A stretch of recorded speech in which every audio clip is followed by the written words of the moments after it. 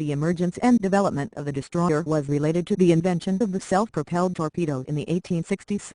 The Navy now had the potential to destroy a superior enemy battle fleet using steam launches to fire torpedoes. Cheap, fast boats armed with torpedoes called torpedo boats were built and became a threat to large capital ships near enemy coasts. The first seagoing vessel designed to launch the self-propelled Whitehead torpedo was the 33-ton HMS Lightning in 1876. She was armed with two drop collars to launch these weapons. These were replaced in 1879 by a single torpedo tube in the bow. By the 1880s, the type had evolved into small ships of 50 to 100 tons, fast enough to evade enemy picket boats. An important development came with the construction of HMS Swift in 1884, later redesignated TD-81.9. This was a large 137-ton torpedo boat with 4 47mm quick-firing guns and 3 torpedo tubes. At 23.75 knots, 43.99 km/h, 27.33 miles per hour, while still not fast enough to engage enemy torpedo boats reliably, the ship at least had the armament to deal with them. The first vessel designed for the explicit purpose of hunting and destroying torpedo boats was the torpedo gunboat.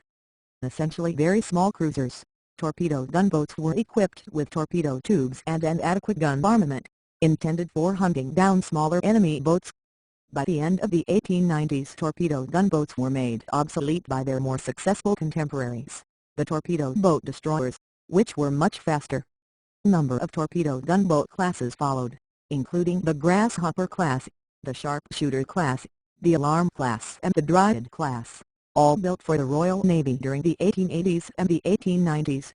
In the 1880s, the Chilean Navy ordered the construction of 2 Almirante Lynch-class torpedo gunboats from the British shipyard Laird Brothers, which specialized in the construction of this type of vessel.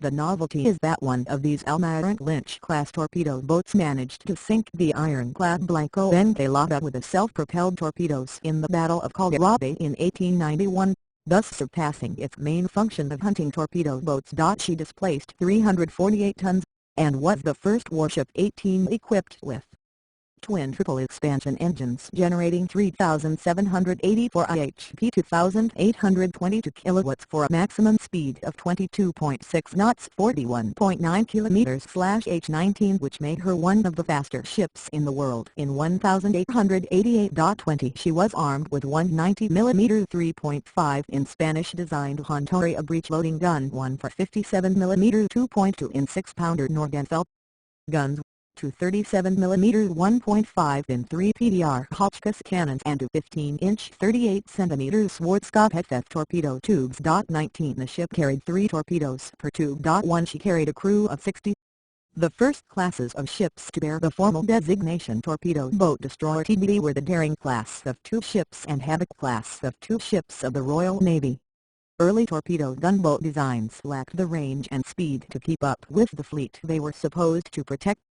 In 1892, the 3rd Sea Lord, Rear Admiral John Jackie Fisher, ordered the development of a new type of ships equipped with the novel water tube boilers and quick-firing small-caliber guns. 6 ships to the specifications circulated by the Admiralty were ordered initially, comprising 3 different designs each produced by a different shipbuilder, HMS Daring and HMS Decoy from John I. Thornycroft and Company, HMS Havoc and HMS Hornet from Yedros, and HMS Garrett and HMS Lynx from Laird, Son and Company. 22. The desire to attack submarines underwater led to rapid destroyer evolution during the war. They were quickly equipped with strengthened bows for ramming, and depth charges and hydrophones for identifying submarine targets. The first submarine casualty credited to a destroyer was the German U-19, rammed by HMS Badger on October 29, 1914. While U-19 was only damaged, the next month HMS Gary successfully sank U-18. The first depth charge sinking was on December 4, 1916, when UC-1938 was sunk by HMS Llewellyn. The submarine threat meant that many destroyers spent their time on anti-submarine patrol. Once Germany adopted unrestricted submarine warfare in January 1917, destroyers were called on to escort merchant convoys. U.S. Navy destroyers were among the first American units to be dispatched upon the American entry to the war. and a squadron of Japanese destroyers even joined the Allied patrols in the Mediterranean. Patrol duty was far from safe. Of the 67 British destroyers lost in the war, collisions accounted for 18, while 12 were wrecked